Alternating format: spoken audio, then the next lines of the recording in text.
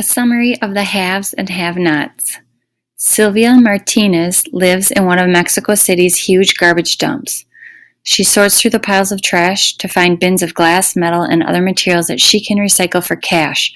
She is one of the million of have-nots in Mexico City. The have-nots are poor people who have little money and few possessions.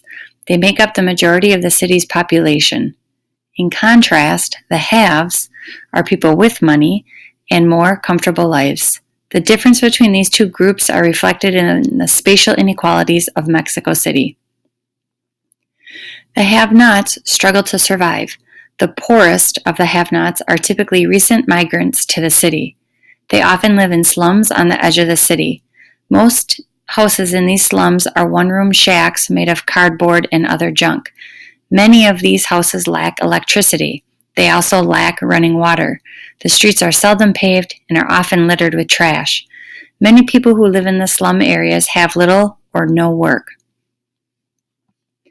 Migrants who have been in the city for a while may live in somewhat better conditions. Most have some kind of work. Many hold more than one job. They may work as maids, dishwashers, cooks, construction workers, street vendors, or bus drivers. Most of them work long hours for little pay. They may have to travel for hours by public transportation to get to their jobs. It's not just recent arrivals who are poor. Many of Mexico City's people are working poor. They have jobs that are too low paying to lift them out of poverty. Most live in working class neighborhoods that are usually closer to the center of the city than the slums. Some of the working poor live in cinder block homes with metal or tar covered roofs. Others live in large tenements or run-down apartment buildings. Houses in these neighborhoods generally have electricity, though some may lack water. The streets are usually paved. Even so, life for the working poor of Mexico City is a struggle.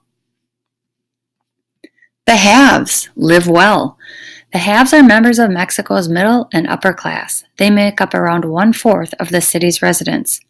A very small number of haves belong to the upper class. These very wealthy people are large landowners or leaders in business or government.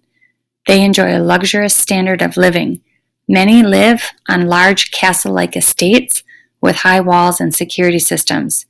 They often hire the working poor to serve as their maids, gardeners, and drivers. Members of the middle class live in houses or apartment buildings near the center of the city, or they live in modern suburbs further away.